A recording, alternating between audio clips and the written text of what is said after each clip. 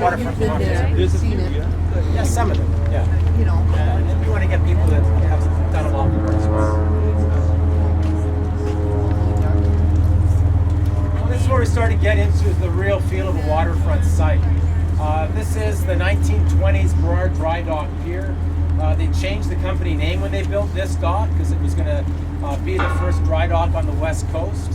And the dry dock is where adjacent to the dock would have been a large structure that boats actually drive into and then get raised out of the water for the purpose of doing repairs.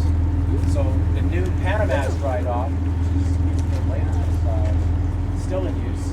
But this was for the 1920s, their large pier for dry dock. So this is the working part of the shipyards. You'll see that we've got this now converted as not just a public promenade, as a lot of these docks have become, but a working dock.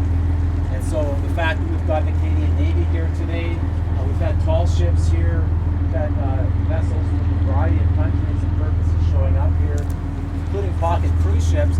The idea is that you're on a dock, you're not on a big sidewalk. And when you get activities happening with these boats, it just changes the whole experience of being here. The intention was, again, function, get some things happening. This can be a venue. I've been here for concerts, staging up chairs. It's a fantastic venue. One of the performers was commenting about his performance here, saying he just couldn't believe the backdrop to be set up there and to have this as a venue. It can be noisy. There's a lot going on in the harbor. But this is, I think, one of the most distinct and rarest features in the public realm anywhere in British Columbia. You don't get this. You've got White Rock, for example, has its dock, but you can't do anything on it except walk, really. This is a lot different kind of experience. This is one of the old industrial buildings that was kept. It's called the substation or electrical building, and so it's intended to be reused. And Bill Peckett had a student group do a competition or a class assignment on it. How would you reinvent that for public purposes?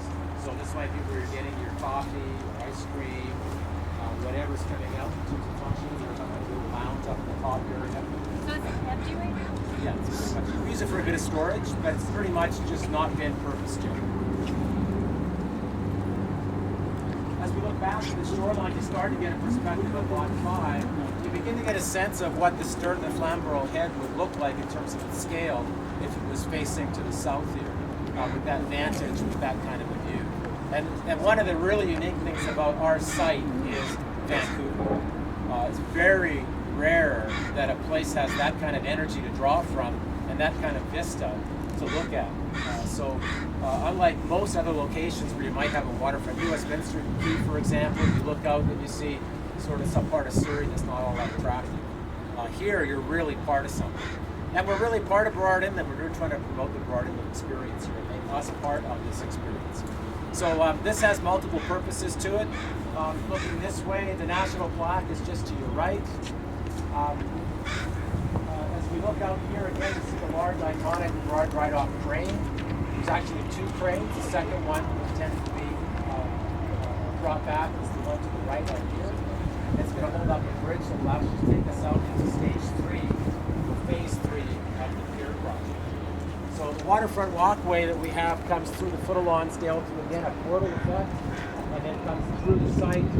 We'll connect across the bridge. That's one of the boat bases. This is the Waterfront Inlet. That's one of the boat bases where they used to launch the big cruise ships and other vessels. And the walkway will carry on. That crane gets pushed back. There's a little bridge, and it looks like the crane is lifting the bridge up, as it would historically have done, and then it heads up.